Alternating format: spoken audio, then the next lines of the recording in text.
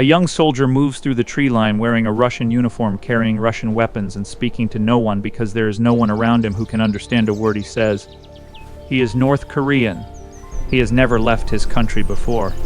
He has never seen a drone before. And somewhere in Pyongyang, his supreme leader, Kim Jong Un, is watching all of it unfold from thousands of miles away with something that looks very much like satisfaction.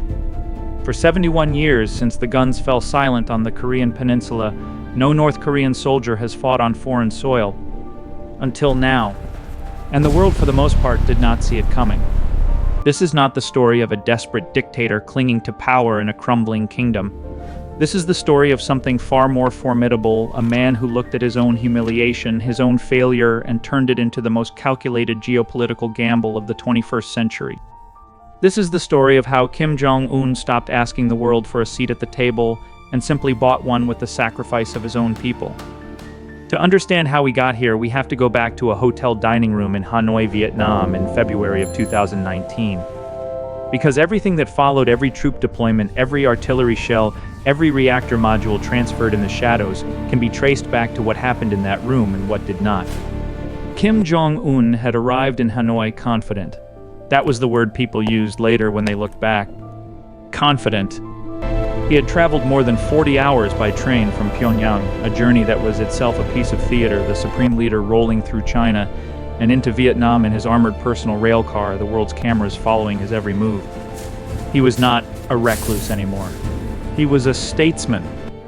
He had already met Donald Trump once in Singapore, and the two men had emerged from that summit, smiling, speaking of a future so bright it almost seemed real. In Hanoi, Kim came with a specific offer. He would shut down North Korea's largest nuclear testing facility, the Yongbyon complex, the heart of the program, in exchange for full sanctions relief. He believed Trump needed the win. He believed the math was simple. He believed, according to those who were in the room, that a deal was as close to certain as anything in diplomacy could be. He was wrong. Trump walked away. The two leaders left their lunch on the table, climbed into separate motorcades, and drove away from each other without signing a single piece of paper. It was by any measure a failure. And for Kim Jong Un, a man raised inside a dynasty where failure is not merely unacceptable but punishable without question, that word failure landed with a particular weight. 3 of his senior officials were reportedly removed from their positions in the weeks that followed. The translator who had worked the summit was said to have disappeared from public life entirely. Kim was looking for someone to blame, and he found them. But accountability for a man like Kim is never just about anger. It is always also about recalibration. On that long train ride back to Pyongyang through the darkness of the Chinese countryside, Kim Jong Un was not simply furious. He was thinking. And what he was thinking, though none of us knew it at the time, would reshape the balance of power in ways that no intelligence agency, no think tank, no presidential daily brief had fully anticipated. The lesson Kim took from Hanoi was not that he had miscalculated. The lesson he took was that he had been negotiating from the wrong position entirely. He had been asking, he had been requesting, he had traveled halfway around the world to sit across a table from an American president and ask for relief from sanctions his grandfather had lived under, that his father had lived under, that he had grown up under. And the American president had looked at everything he offered and said no. Kim Jong Un decided he would never ask again. In July 2023, Russia's Defense Minister Sergei Shoigu arrived in Pyongyang for what was officially described as a commemoration of the 70th anniversary of the end of the Korean War. Kim personally escorted him through a military hardware exhibition, walking him past ballistic missiles and artillery systems, pointing things out, watching Shoigu's face. It was not a history lesson. It was a sales pitch. Less than a month later, North Korea sent its first shipment of ammunition to Russia. And the transaction that would change the world had begun. What Kim had understood with a clarity that surprised even experienced observers of the regime was that the conflict in Ukraine had created something unprecedented, a superpower with an insatiable appetite for weapons it could no longer produce fast enough on its own. Russia was burning through artillery shells at a rate that staggered analysts. Its factories were running at maximum capacity and still falling short. Its international options were narrowing by the month. And Kim Jong Un, sitting atop a country that had spent decades doing almost nothing but building weapons, suddenly found himself holding exactly what the second most powerful military on Earth desperately needed. The numbers are almost impossible to absorb. By July 2025, North Korea had supplied Russia with an estimated 12 million artillery shells. 12 million. In addition to rockets, ballistic missiles, howitzers, and anti-tank weapons, for a country that the world had written off as a poverty-stricken rogue state surviving on the margins of the global economy, this was a revelation about the true nature of what Kim had built, not a nation in any conventional sense, but an arsenal. In June 2024, Kim and Putin met in Pyongyang and signed what analysts described as the most significant defense agreement between the two countries since the end of the Cold War. A comprehensive strategic partnership with a mutual defense clause requiring both nations to provide immediate military assistance by all means available if either faced armed aggression.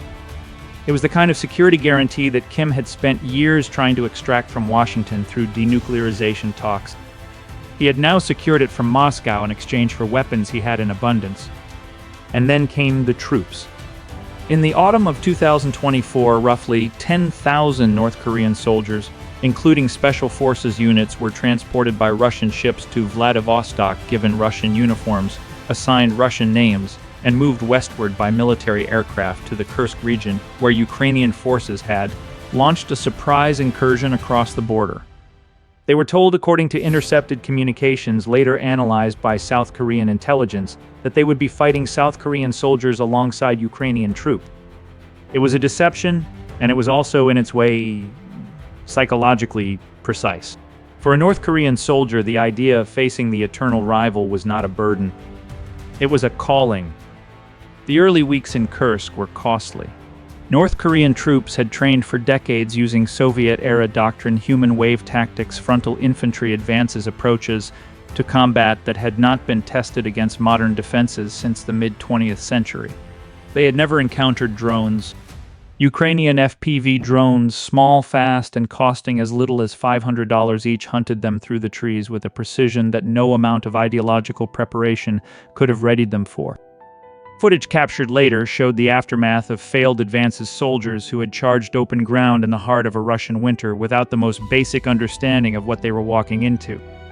By some estimates, 4,000 North Korean soldiers fell in battle or were taken off the field in the first weeks. Some, upon facing capture, chose not to be taken. Only 2 were brought in alive, and yet Kim Jong Un did not stop. He sent more. There's a question that haunts every analysis of what happened in Kursk, and it is not a military question. It is a psychological one. What kind of leader, knowing the casualty rates, knowing that his soldiers were falling in the snow of a foreign country for a conflict that was not theirs, sends more of them anyway? The answer, for anyone who has studied Kim Jong Un carefully, is not surprising. It is in fact entirely consistent with everything we know about how he was raised, what he was taught, and what he believes power means. Kim grew up in a family where removal was a policy instrument, where his grandfather had sent hundreds of thousands to detention facilities to secure loyalty, where his father had watched a famine claim an estimated 1 million lives and responded by accelerating the weapons program, where the logic of the regime had always been and remains brutally simple: the survival of the Kim family justifies every cost paid by the Korean people. But there is something else happening in Kursk, something that the casualty numbers alone do not capture. The North Korean soldiers who survived the initial shock of drone combat did not stay broken. They adapted. Russian instructors began teaching them to operate FPV drones, Lancet loitering munitions, reconnaissance systems. North Korean artillery crews were integrated into Russian battery operations and began directing fire with a precision that early assessments had said they were incapable of. By early 2025, North Korean forces had shifted from being frontline advanced troops to functioning as something closer to a combined arms force multiplier: drone operators, artillery crews, engineers, men who arrived knowing almost nothing about 21st century combat and were in real time on a live battlefield learning everything. A former U.S. Forces Korea analyst put it plainly: if he were chief of staff of the South Korean army, he would be extremely worried. Because North Korean troops now have experience, he said, and South Korea only has training. Kim Jong Un had turned Ukraine into a laboratory, and Russia was paying the tuition. But the most consequential payment was not the combat experience, and it was not the oil shipments, and it was not the foreign currency that North Korea earned from the deployment. The most consequential payment was something that, when the reports first emerged in late 2025, sent a wave of alarm through every defense ministry in the Western world. South Korean defense officials confirmed that Russia had likely carried out a major strategic technology transfer to North Korea, sending reactor modules removed from decommissioned Russian Akula-class submarines, including the reactor itself, the turbine, and the cooling system, shipped to Pyongyang at settlement for Kim's military support. If confirmed, analysts said it would represent one of the most significant strategic shifts in recent decades, not merely a breach of UN Security Council resolutions, but a fundamental change in North Korea's capability on the global stage. On Christmas Day 2025, North Korean state media released photographs of Kim Jong Un standing inside a shipyard inspecting the completed hull of what his government called a nuclear-powered strategic guided missile submarine. Analysts who examined the images confirmed the hull was large enough to carry ballistic missiles. Experts noted that a vessel of this kind is not merely more capable than a conventional submarine. It is nearly impossible to track. It does not need to surface to recharge. It can remain submerged for months. It can move silently through the Pacific and sit undetected within range of cities that have never before considered themselves within reach of North Korea's capabilities. In the documentary you may have watched about Kim Jong Un, an analyst said that North Korea's planned submarine could one day keep the people of Los Angeles awake at night. That was 2021. It was a warning about the future. The future, it turns out, arrived faster than anyone expected, and it arrived with Russian engineering inside it. In his New Year message to Vladimir Putin at the end of 2025, Kim Jong Un wrote that the relationship between their two countries had been forged through sharing struggle, sacrifice, and hardship in the same trench. Putin responded by calling the North Korean soldiers heroic and by praising what he called the invincible friendship between the two nations. This is the language of alliance, not transaction. And that distinction matters enormously because alliances have obligations and obligations change calculations. Consider what Kim Jong Un has now built. He has a mutual defense treaty with a nuclear superpower. He has combat-experienced troops who have trained on the most technologically advanced battlefield in the world today. He has a submarine program that received a critical technological boost from Russian engineering. He has bypassed sanctions through direct trade, with Moscow receiving oil, food, and military hardware in quantities that UN resolutions explicitly prohibit.